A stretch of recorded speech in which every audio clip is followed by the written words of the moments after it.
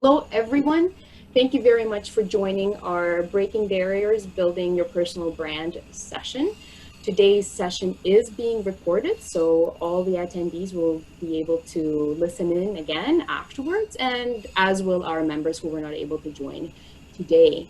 My name is Corinne Eaton. I'm the Executive Director of the Sign Association of Canada, and I am joined today by three fabulous panelists. I'm going to go in alpha order. So Tanya Mayotte, she's account executive, Atlantic Provinces, graphic markets and transportation safety 3M Canada. Tanya is also our vice president of the Sign Association of Canada. Then going in alphabetical order over to Lee Murphy. He's the director of business development at Access Signs in Quebec. He is the current vice president of the Young Professionals Network, and he is also on the board of directors for IKEA, which is the Quebec Sign Association. And last but not least is Teresa Young. She's the president and CEO of SignBiz Inc. Teresa has served as chairwoman of ISA, so the only woman to do so, and also of the California Sign Association. So thank you to all three of you for joining us today. Before we begin, I will just take a few brief minutes to review some of the upcoming events that I want all of our members to be aware of. And so let's go. So as a member of Sign Association of Canada, I know this is my mantra, but I always want to say we are a multidimensional association and you are a member of 3 levels of association. So you're local, region, or chapter.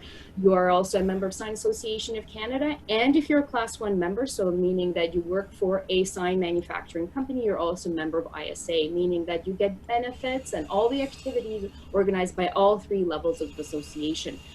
So one of the things that I want you to focus on or know about or remember is the exclusive member discounts that you get through our affiliate partners. So regardless of where you are in Canada, you have access to all these. And I know that members tell us that by participating in even one of these discounts, they are recouping the cost of their membership. So for example, you can rent a car, or I don't know, shipping, or our latest one is a Sign Tracker, which is a software for, offering quotes and just tracking jobs, and it's really highly regarded. So do check it out through sacace.ca under membership. Virtual night out. I want everybody to pencil in, or sorry, I'm probably showing my age here by saying pencil in. So you can add it to your virtual calendars. September 25th is our virtual night out at the Boxy, so Best of Canadian Sign Industry Awards. This is going to be a great event. Usually or always it has been an in-person event. While we cannot do an in-person event, we're doing it a virtual event, and we are very excited.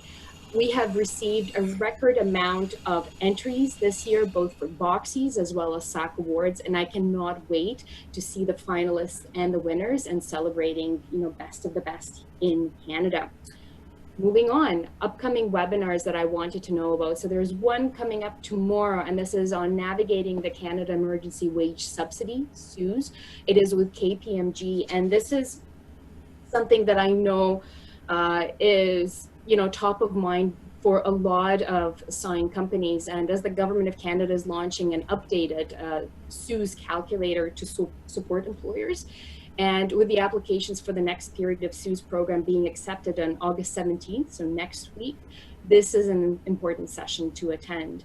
And then we also have a webinar on September 23rd is going to discuss SEO, how to rank on Google in 2020. And so now more than ever, business owners need to understand strategies and best practices of improving their business's online presence and digital footprint. One last thing, so today is our second Breaking Barriers session, and the third one is coming up on September 15th, and it's the topic is How Women Rise. It will be presented by speaker Glyne Roberts McCabe, and she's going to explore 3 ways that women unintentionally limit their influence and impact, and 3 ways they can strengthen their position. So on to our today's discussion and why our task force really wanted to discuss it is that if you think about it, sign industry is synonymous with advertising and marketing. Yet dealing with signage does not make us automatically pros at building our own personal brands. And that's what we are here today to discuss, building our own personal brands. So how does one go about carving one's own niche? And I want to also kind of delve into a question, does your brand change depending on the medium? So, you know, there's the social medium you, there is the corporate you, and then there is the everyday you. So does that change or does it not?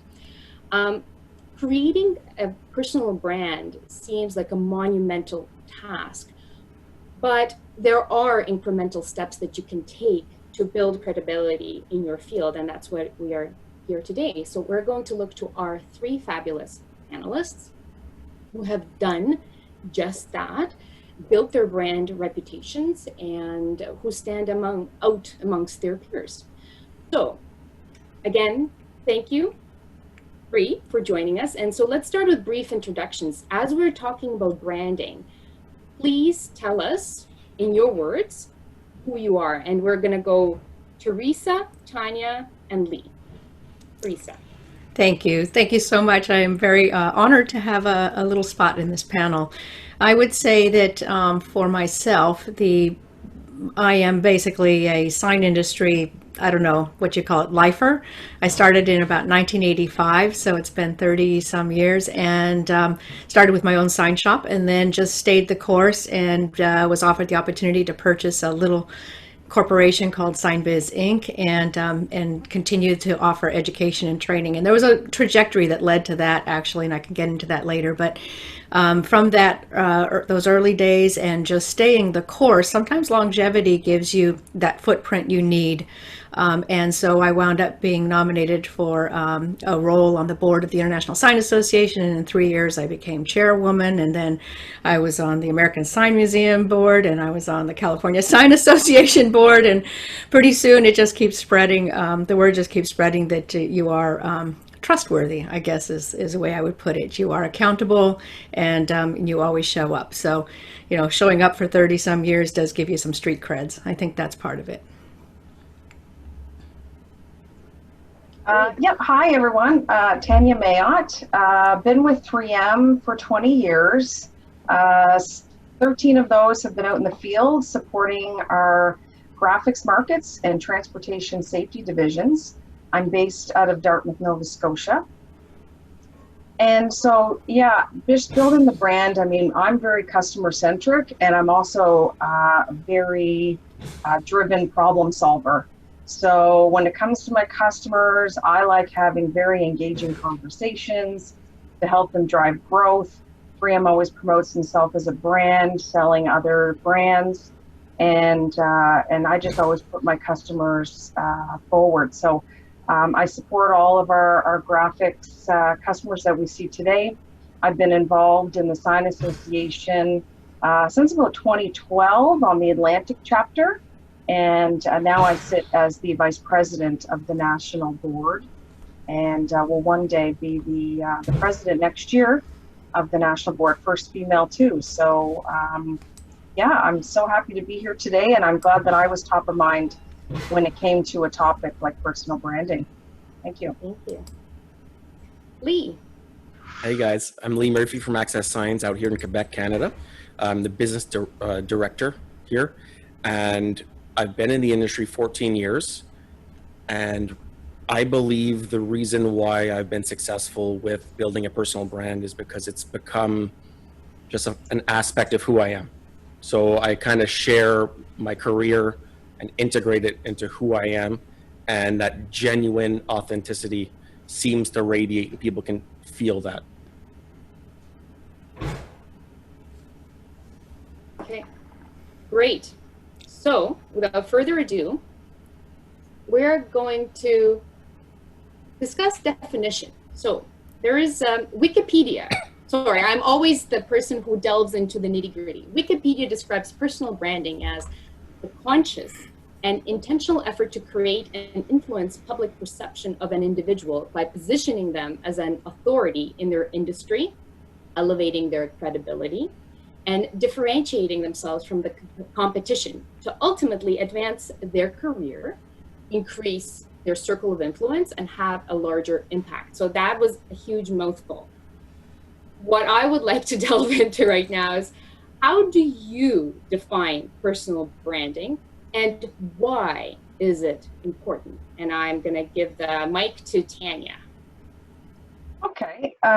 Well, when I put some thought to this, it can be complicated, but it can also be very simple. So when it comes to personal branding, for me, it's all about what you do and what you stand for and what your unique value proposition is. What are you going to do differently than everybody else? And I think I'll quote Jeff Bezos the best. He also says, your brand is what people say about you when you're not in the room.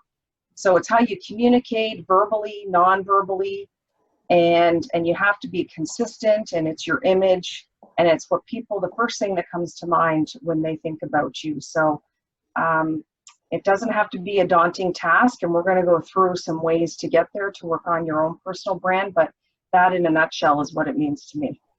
Mm-hmm. Thank you. Lee. I think personal brand comes down to two main things, being perception and promise. So I think the nitty gritty or the root of it is the perception of who you are in all aspects of your life, if we're going to talk about your personal brand. And then as far as your promise, it would be a promise that you have made or have been known to keep to your friends, coworkers, colleagues, clients, etc. Mm-hmm. And I think the reason why a personal brand is so important is because a lot of people now have a larger following on their personal brand that they do compared to their company or corporate brand. So someone at 3M might say have 10,000 followers. Tanya might have 3, 4, 5 times that. Personal brand now gives you opportunities and opens doors to a network you might not otherwise get. Okay, very good. Thank you. Teresa.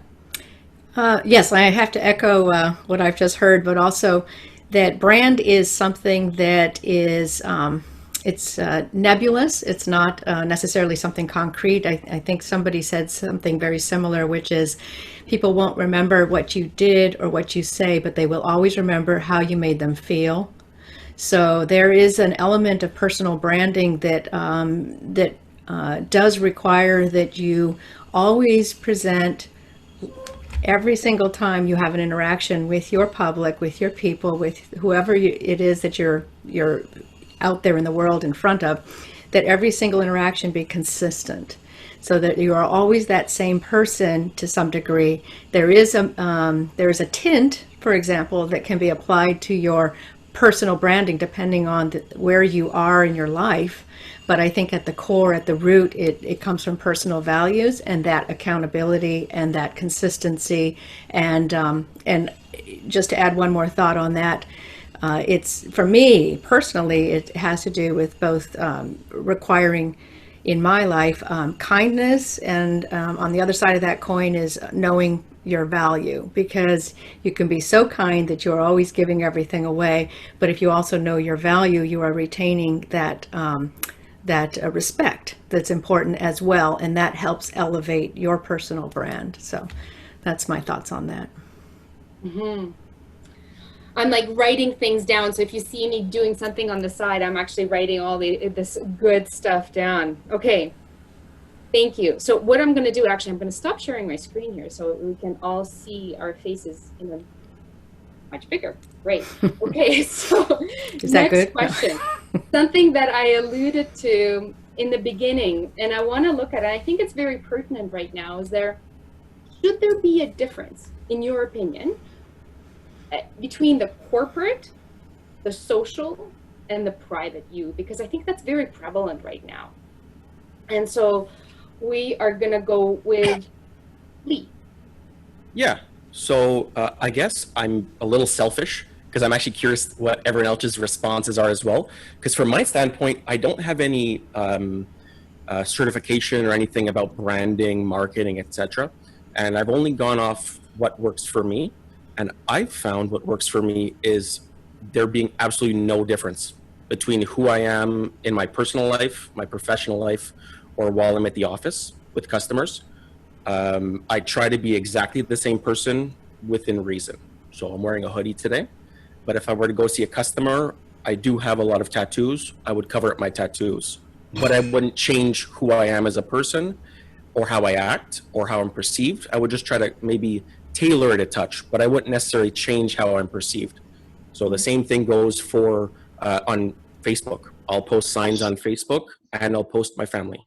Same thing with the Instagram, same thing for LinkedIn. I try to keep it very authentic and personal across all aspects. And I think that if you're able to, or if you're comfortable, I should say, combining all those and sharing all those, I think you'll have a greater reach because it'll feel so authentic and genuine. It has to be that you'll reach more people and that it'll have a greater impact than if you were to put them into silos or compartmentalize into, okay, on LinkedIn, I'm just going to talk about signs. On Instagram, I'm just going to be like a younger, talk about motorcycles, etc., and my family. And on Facebook, maybe a little bit of both. So I just found that it's a lot of work to separate them. For me, I had a greater reach by just combining them all into one authentic brand and then just promoting that on all aspects. Okay, thank you. Tanya. Yeah, Lee, that was really well said. I couldn't agree more. Especially in today's day and age, they are one and the same. It's a culture at 3M, and I'm sure, like you said, it's the same for you. Who I am during working hours is exactly who you'll see off hours. You know, and you can be a chameleon. You know, you should know your audience, and you can change and shift to know who you're speaking to. But you won't see me being any different on a Saturday evening versus how you see me on a Monday morning. So, and how I present myself on social media, you know, I'm just always a 3M'er. I always think, would this be appropriate thing for me to discuss or talk about? Because it's so ingrained in me. It's just natural. I don't even really think about it. It's not like I got to stop myself and go, oh, maybe I shouldn't say that. It's just who I am.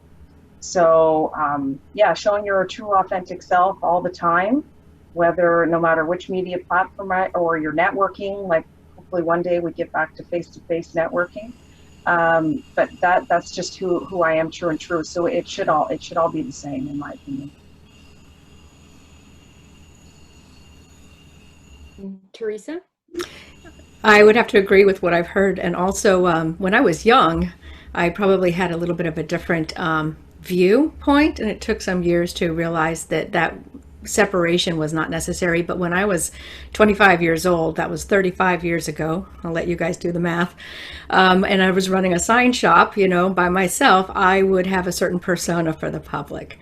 So that would be at the time that I probably had ingrained in me that there's your work self, you know, it's, you know, boss and, you know, dealing with the clients and the vendors in a certain way. And then there's like the person who goes out and I left a garden and, you know, have a fish pond or whatever. But it took maturity to realize that is, you know, that's exhausting, first of all. And I do believe that your personal brand is rooted in your inner core values. So you might as well bring that out. And to Lee's point too, you know, I have a beautiful tattoo with my honey's name on it. When I'm a speaker, a public speaker. So when I go out and do those public speaking environments, in most cases, I would have something to keep that distraction away. It would just simply be a distraction, just like jewelry and things like that can be a distraction when you're a public speaker. So there are shades, you know, there are little tints that you do for your environment, but your core self should always, I think, be present in all of your media. And this was this was years before social media existed. And today was, you know, for those of us who are true introverts, which is me on all the tests, but I learned to be a public person. Social media can be a reflection of the parts of your personal self that you want to put out there, but you know, it's always integrated. It's always part of who you are, and there's not a different person in one environment, like on Twitter, and you're just going nuts or something, and then on your Facebook, you're all corporate. So no, keep it all one person, really. Don't be schizophrenic out there. Yeah. question that we just actually received from one of our audience members, from Jana. Do you believe social media presence is a must to develop, promote your personal brand? Anybody who wants to take that one? I'll jump in on that. I worried that it was because I am an introvert. So on certain media, certain platforms like Facebook, I'm a little more quiet. But on my company side, between Instagram and Facebook and my various companies, School of Sign Art, SignBiz Inc., LobbyPop, I have my partner goes and does the posts, and I say, oh, let's do the next letter of the alphabet or whatever it is. So we keep that percolating with the friendly tone that we've adopted. You know, there's our voice comes through on that. But on the personal branding, my personal branding for me has come through my work and my being in the world, as opposed to my personal branding being just something that's in the virtual world. So for me, it wasn't as vital, though I think if you have a business, then you can explore getting the word out there in a nice, modest fashion. It doesn't have to be crazy. It doesn't have to be extreme. It doesn't even have to be every day. Just that's my personal experience and my opinion. All right. Oh, yeah, Lee, please. I think outside of how you conduct yourself in person, if you were to see a customer with your colleagues, it's the next most important thing now.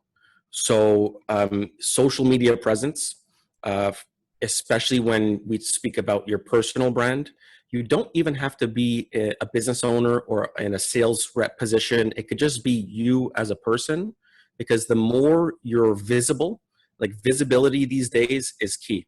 So before I became well known, we'll say in our little group Sign family across Canada, I became friends with and known by other people in the industry because of my social media presence and because I was very visible and I was always posting and always doing things, and that led to friendships, opportunity, happiness in a variety of aspects. So I think that the number one thing, aside from having a good grip on how you portray yourself in person, is how you portray yourself on social media. And I think if you're not active or you don't place a high level of importance, you're doing your own brand a disservice, because you never know. If you love photography and you just post pictures every day, some company might say, hey, I need someone who takes photos of science. I'll pay you 6 figures a year. And you would have never had that opportunity because you didn't have the visibility. So I think that the best thing you could do for yourself would be always just trying to maintain some level of branding and activity online. And I'd like to add one quick comment, real quick, that since you have these different platforms in social media, grouping them together can be a little bit nebulous for some people. So like I have well over 1,000 followers on LinkedIn, right? So that's the space where if I want to post an article or something, I know people are finding me there because I get the reports. So it's like a big deal. And then you can choose, of your other media, what works for your kind of business. Instagram is amazing because it's visual, right? And we're in a visual industry. So I've always recommended that. Facebook is known for its stories, which get a high viewership as well, and video on Facebook, but not on Instagram. So there's all these little segments and rules. But yes, very, very important to choose your platforms wisely and then make sure that you are out there. Yeah. I was just actually going to say the exact same thing, like, especially I think of LinkedIn and Michelle Gebb, who's did some personal branding work with us at 3M. She gave a lot of tips and tricks, which I didn't even know about your LinkedIn profile and how to add, your summary or your elevator speech onto LinkedIn. And I can't get over, I'm impressed with how many more views I received ever since I updated and did some different, tricks and tips to my LinkedIn profile. So it's really important. And I do share the same opinion that, sharing relevant information, even if it's just on LinkedIn, and not, and just start there. Okay. All right. So now we're going to get into the, I call it, pardon my explanation, or expression, meat and potatoes of this session. So we talked about the importance of personal brand, but I will be the first one to admit it that creating, like if you start from scratch, creating it might seem a very daunting task. So my question to our panelists said, in your experience, how do we go about creating our brand? And so now we will start with Teresa. Oh, I am the least qualified to answer this.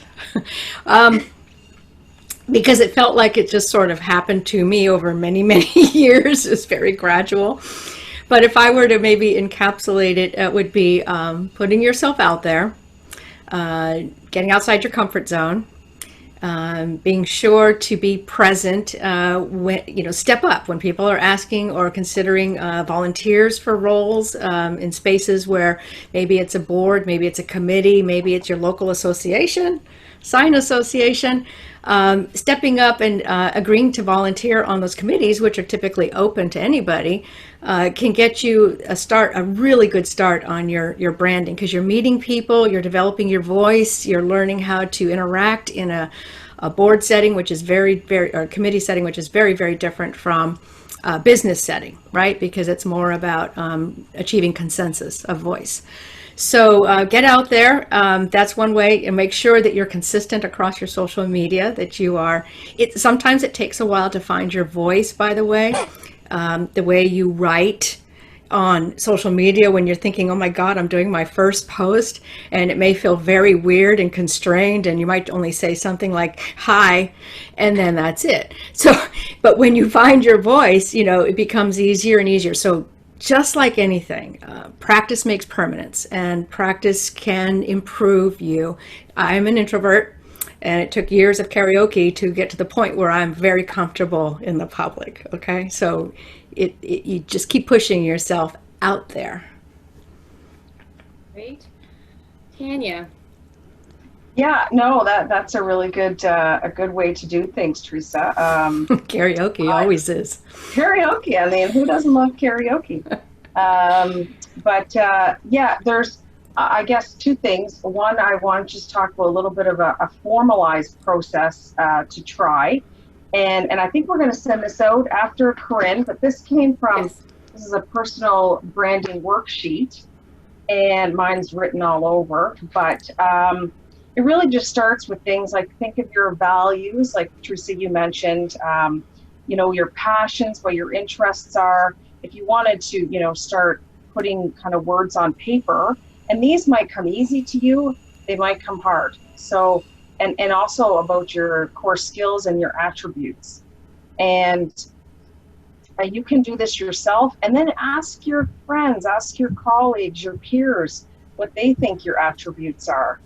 And so if you're looking for some wording, that's a good way to start. And also just think, once you get those words identified, what your message will be, and then you're going to run, consistently with that across your fan base or your customers or whoever you're interacting with. So that's a good way to start. To move forward, and also you can film yourself presenting if that's important, and you want to know ways to improve there, and just think of your elevator speech. So if you ever got into an elevator with maybe your CEO or someone who was famous, what would be a few key things that you would want to tell them about yourself in those few floors that you're going through, up or down in an elevator? So, and then you just want to consistently live those values each and every day through all of your interactions. So it's not as daunting as it sounds, but some worksheets and things like that can help you. Mm-hmm. Well, thank you, Tanya. Yes, and we will share that worksheet with the attendees after the session, just so that for those who are interested, they have a starting point, because I think everything that Tanya just right now mentioned is very valid and might take some time, but surely, if you do go through these exercises, that could be very helpful. All right, Lee. Well, Teresa and Tanya definitely already mentioned what I want to echo would be number one, consistency, be sticking with it. You can't find your voice if you whisper once a week or once a month. You should make it a point to try to be consistent in whatever you do, whether it's online or blogging or writing or calling or networking. And the other two things, I think for me, what's helped me develop my brand, and it's just been an organic thing that's developed over the years, like Teresa mentioned, it wasn't really planned out or thought about. It was pride. So I take a lot of pride in the service I give, the signage I sell, my family, my passions. I love photography. So I've tried to integrate things I'm proud about into my brand. And then that has attracted people who were equally passionate or looking for those things per se. So if they want to look for signs in my geographical area, they might stumble on me. And yes, I sell signs, but if I was lackluster about it and not positive and part of my brand, maybe they wouldn't buy their sign from me because like, oh, he sells signs, he's just another person. But because when you click on, if you follow in one of my social media channels, your first indication is he is a very beautiful little girl. And second, wow, he loves signs. Why does this guy love signs so much? And then it becomes infectious. And then it's if your brand can radiate the pride in whatever it is, it doesn't have to be signs, but your photography, a hobby, your family, whatever, people feel that they want to either help you or collaborate with you or buy something from you or something. But people like interacting with people who show a sense of pride in whatever it is and their own brand. Because I'm very proud of the company I work for. But if I worked for a different company and I believed in a product, I believe I would have that same pride if it was something I stood by. And it would then integrate into my personal brand. And I think that's something a lot of people should consider. Find the consistency to do a little something every day. Give back some sort of value to someone. Because if you can give back some sort of value to your industry, it's going to exponentially springboard your brand and save you years in the making. And then take as much pride in your work or whatever your hobby is that you can. Thank you. And so, Lee, while you have a beautiful microphone in front of you, can you move it so people can see your brand? Because I asked him to wear specifically that hoodie because that is how, I mean, obviously for Sign Association of Canada, we do a lot of social media as well, and we see Lee.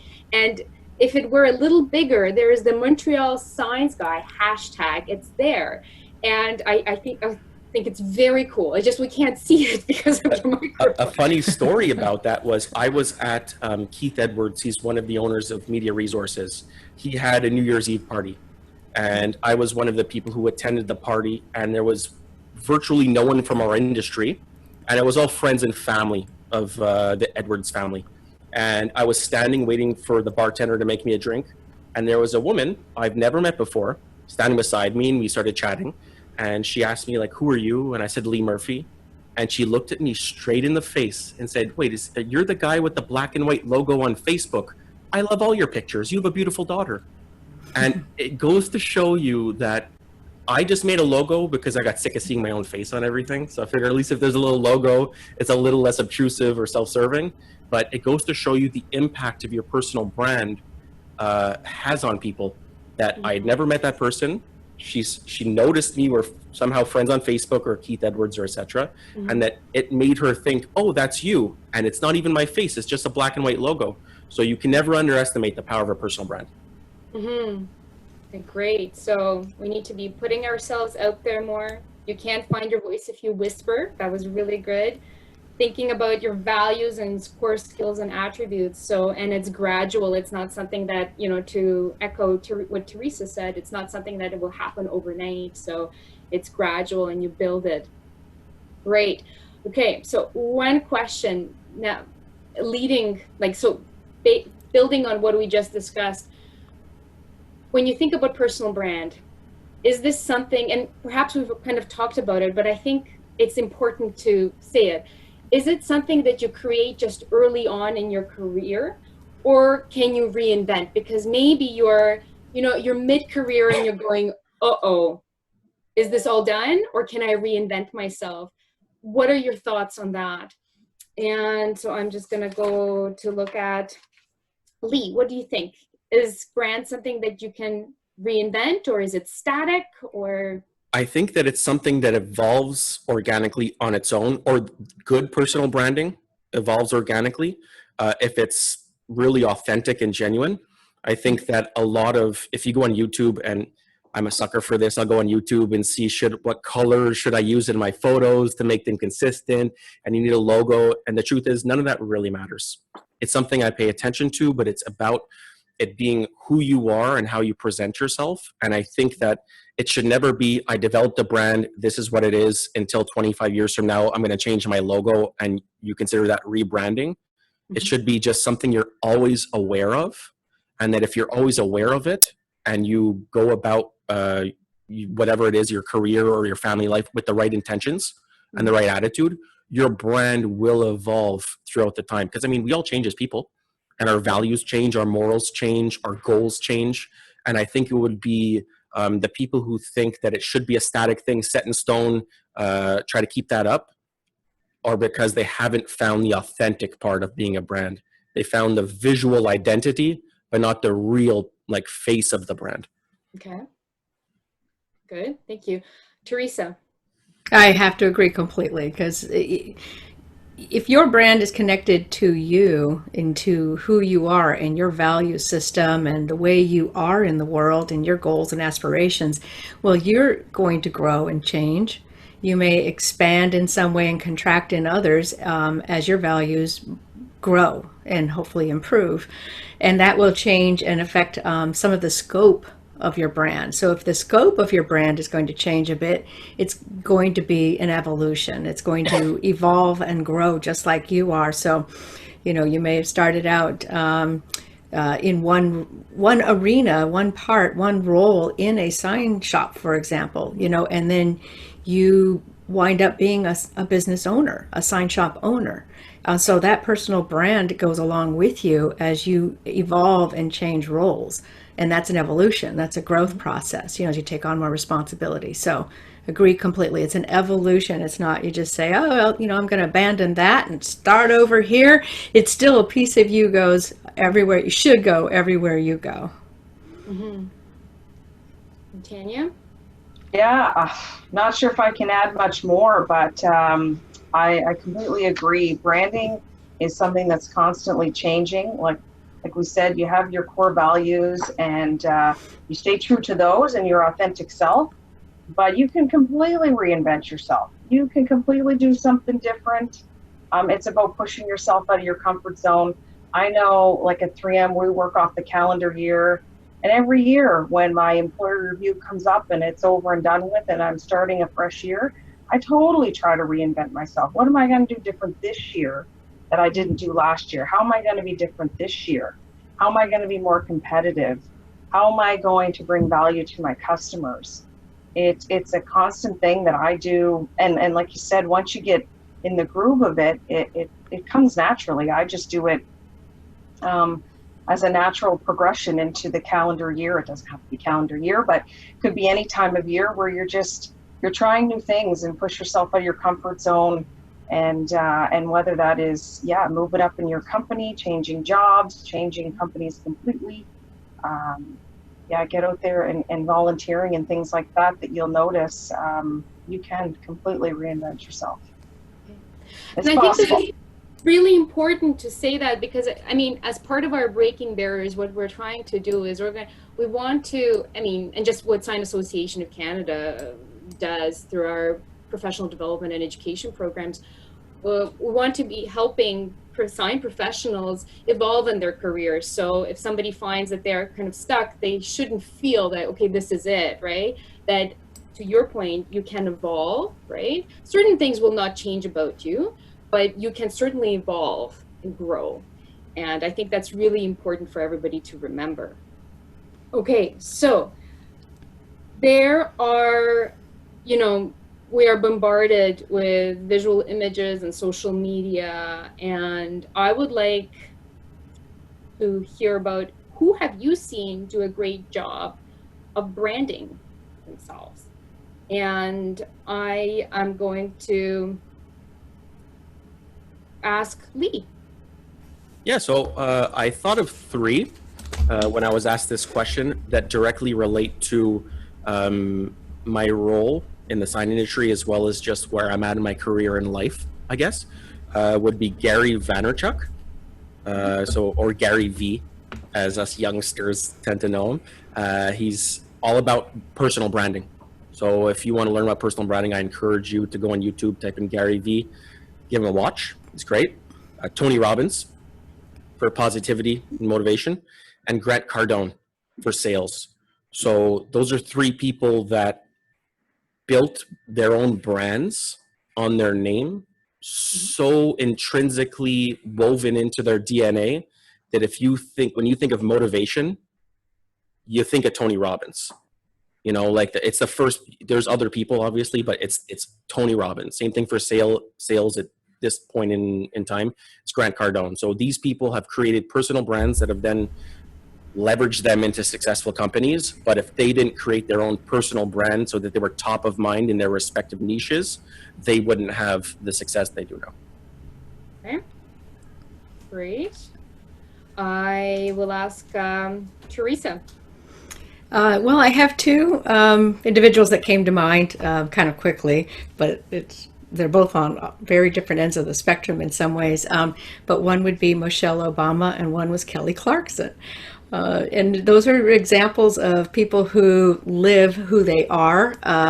Michelle carved her path, which is, the high road, and she developed her own persona out there in the world. And Kelly Clarkson, who is just always authentic, and just really a personality that you can always count on to be exactly who she is, exactly the same almost every time she appears in public or on television. She is just absolutely consistent. Very interesting. All right, thank you. Tanya? I struggled thinking of who came to mind, but a few that were influential for me that I first thought of was Rachel Hollis. I just love her brand, her books, and what she stands for, and I think she does a great way of branding herself and her message. And yeah, she's one authentic person too, whether it's in her personal life. She just shares her thoughts, and her podcasts are really good. If anybody's interested, I think she's coming out with a new book as well. And even another motivational person is Mel Robbins. Great TED Talks and podcasts and YouTube videos. You can just surround yourself with all kinds of information with those two. And I also thought about this question. I was thinking of people who rebranded themselves really well, going back to the question before. And I thought of someone like Arnold Schwarzenegger. If Arnold Schwarzenegger can rebrand himself, going from a weightlifting to weightlifting champion to a politician and the governor of California and a movie star, he's reinvented himself a number of times. So you see this in Hollywood all the time, but he came first in mind when I was thinking of who has rebranded themselves very well. So those are my examples. That's a great example, Tanya. That is, that's evolution of your brand. I didn't even think about it, but even from Canada, just watching him. Yeah. There's a lot of examples, but he came front of mind. You think of all the things he's done over his career. Yeah. For sure. Yeah. And he's still very present there. So when he speaks, people listen. Yeah. Even Teresa, we can hear it in Canada, what he is saying. Your governor. Yeah. You know who he is. Oh, very well. But I'm not going to talk about politics, and politics is my passion. So, okay. And so what we're also going to do, just to all of the panelists, attendees right now, is we are going to, at the end of the session, perhaps tomorrow, when we send you the link, we will also send you know, what the recommendations are right now, or the people or the speakers we are going to recommend. We're going to send it in an email so that you can go and check them out afterwards for yourself as well. And so the last question that I have before we go to the Q&A portion of our session is, we already started talking about the people who we think have done a great job at branding themselves, but are there other tools or tips or websites that you have come across that you can recommend that would help with, you know, defining our own personal brands? Teresa. Two old books, but they've stood the test of time, and actually one of them got me started on my path in life when I was about 22 out of college. The author is Richard Nelson Bolles, Bolles, and the book is called What Color is Your Parachute?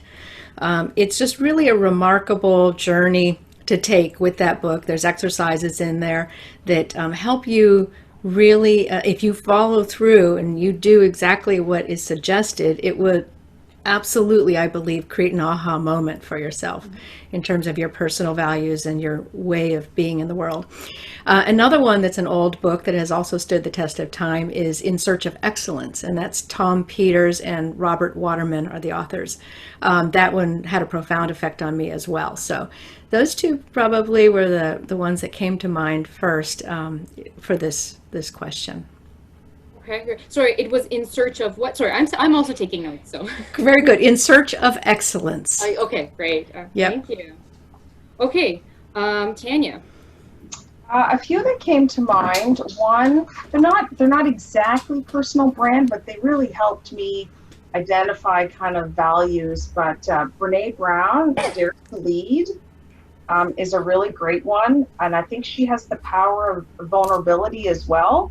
So not exactly personal branding, but there's a lot of aspects in the book that help you identify how you can be vulnerable. You got to be vulnerable to be a really good leader, and that ties into who your personal brand. So that one, and I also thought Lean In was really great for you to do some soul searching, and that's by Sheryl Sandberg.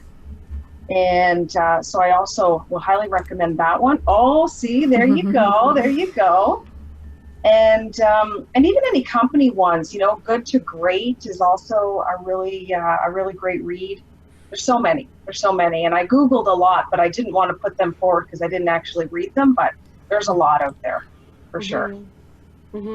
Okay, great. And Lee? Gary Vaynerchuk, crushing it. Same thing for his YouTube little clips.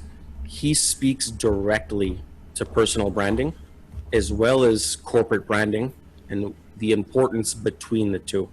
Why you should have a personal brand, what it can do for you, the repercussion of not having one, how to build one. And I listened to, I want to say 3-4 dozen of his YouTube interviews and little podcasts and whatnot, and it's really easy to consume. It is a little unrefined. There is quite a bit of swearing, but he does speak to a number of different industries, demographics, age groups, etc., and it is pertinent for almost everybody. Okay, great. Again, we will try to list kind of the highlighted books at the end of the session. So I am at the end of my questions that I had prepared for the panelists. So if our audience members have any questions, please do write them right now into the Q&A portion. It's below your screen, or should be below your screen. And while these questions come in, because I think we've tried to cover quite a bit today during our session, one tip that I had, and something that I have done throughout my career, is following an example. And so it can be, so in terms of creating my own brand, it can be somebody, like somebody famous, but it could be also maybe your boss or somebody you admire, or somebody, even a competitor that you admire, and just see how they're doing it, dissect it, put it into kind of smaller pieces and slowly, as you, it's not something that is going to happen overnight, just slowly building your brand, but just trying to then emulate, I guess, people that you admire. So, all right, so that was my suggestion that I wanted to add as well, because we had a lot of good recommendations from here. So does anybody, okay, so there's a question. Okay, so a question okay. So one from Alexandria, does your personal branding have to align with your company's brand and posts? Lee, that's a good one for you. It is. So it should. Only because, okay, so this is two-faceted. This shows why it's important to have a personal brand.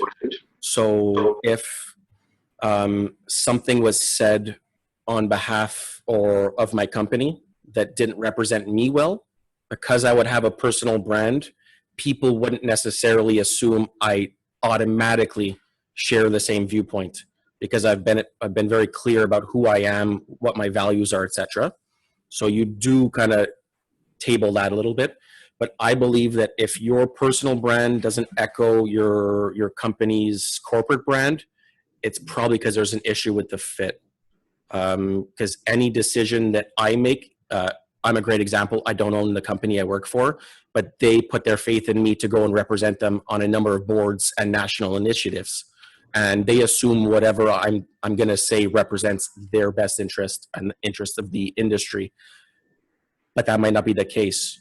And because of our goals and our values are aligned, they don't have that worry. So if you think that your company's brand might not be aligned with yours or yours not aligned with theirs, there should probably be a question you're asking yourself. Mm-hmm. Very good point. Thank you, Lee. All right, we have two questions, more questions. So one question from Susan. These days with accessible social media and crossover platforms, how do you manage authentic discussions around the trilogy of taboo subjects, religion, politics, and money? I avoided all That's not an easy one. No. I often worry, even sometimes some people that I might have been friends with, for example, on Facebook. I didn't like the way, I'm friends with a lot of colleagues on Facebook, and some of the messages, that maybe they were sharing, I would often have concerns that it was relaying to me because it was maybe on my feed. And so sometimes I need to make a judgment call that maybe you're not fitting in with my core values. So I don't want to see that, on my social media. But I avoid it altogether. I don't think, because again, I'm a 3M'er 24/7. I avoid all politics, religion, and that type of thing on my posts, unless it's something that, of course, that my company's standing for as well, that I'll share, some things that we're doing internally for more diverse and inclusive activities at 3M. With the tragedy that happened in St. Paul is where, with George Floyd, is where my head office is, and it really struck home with 3M, and of course we know around the world. And so things like that I'm open to share, that is a social justice issue. But I do tend to avoid some of the more hot topics. Okay. Yeah. Does anybody else want to jump in? I add all my customers to Facebook. I send them friends requests. Okay. And I become very good friends with the majority of them. And I find, one, it's easier to maintain the relationship because I'm not always thinking about, I should follow up with that person, or it's been a month I haven't spoken to them. So it's just kind of, they're included in my little bubble of who my authentic brand is. But to echo Tanya, as far as those three topics, I don't speak to those. So I have no problem them seeing pictures of my daughter or projects I've completed or things I'm passionate about, but I definitely don't share my opinions on heated or weighted subjects ever online. I make it a point not to. I echo that, and you know, in that rare instance where you have somebody who's flaming, you know, or just really putting the nasty out there, my procedure would be to just mute them so they don't know, but they don't show up in my feed and they don't show up in the feeds that I'm connected to, but they don't know they've been muted. So if you know, you have that resource as well. But yeah, I mean, I'm very careful about the circles, and that helps a lot too. And it's definitely steer away from those hot subjects unless it is a justice issue. Okay. Okay, great. One more question. This one is from Stacy. Do you utilize all social media platforms or focus mainly on one? And if just one, is there a specific reason you choose that platform? Well, I'll just jump in real quick. I can say for myself, and it's probably because I'm not very tech savvy. I know there's a way like Instagram and Facebook are interlinked, and I know sometimes when someone posts something on Facebook, it can go to LinkedIn, and it can also go to Instagram. I tend, in the business to business world of LinkedIn, I don't tend to post anything personal on there. I try to find content. 3M gives our employees a lot of content, relevant information. I always add my customers on LinkedIn. When I get a contact, I look them up, and I don't necessarily share the same things that I put on Facebook and Instagram. Only I might share a 3M post, but I don't put any personal, you know, we're on vacation on LinkedIn, if that answers the question. Mm-hmm. Yeah. I would say I echo some of that, but that, you know, when we do a post for the School of Sign Arts, that's Instagram, and it'll flow over to Facebook, which is handy, right? And for the Sign Biz Network, it would be our Facebook page. Not much with Twitter, even though that's there, you know, the accounts are there. But then LinkedIn for myself. So company, myself. So there's a purpose for each platform, and each has its own tint, so to speak, on its voice. All positive. Mm-hmm. I do Instagram mostly just because it posts automatically to Facebook, and I'm lazy like that.